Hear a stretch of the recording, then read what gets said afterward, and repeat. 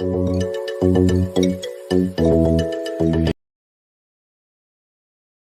guys, kung may pangarap na pala kayo, huwag nyo tititigil yan. Kasi kapag may pangarap kayo, ano nga rin ako nito lang kayo.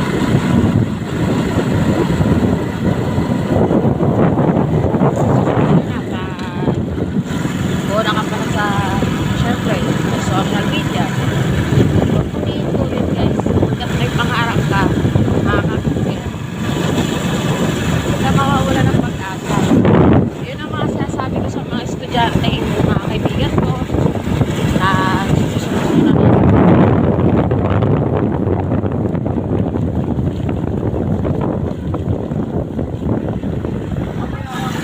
Yun nga, gusto na nilang subukong sa pag-aaral dahil mahirap daw, gano'n.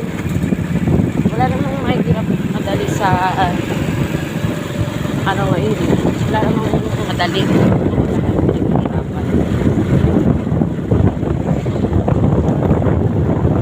Sabi ko sa kanila, hanggat may pangarap kayo, huwag niyo susubuan. Kasi ang pag-aaral, kailangan natin ng para sa kinabukasan yan.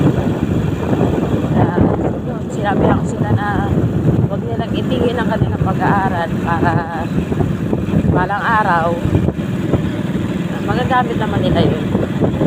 Kasi mahirap ang walang pinag-aralan guys. Alam niyo yan.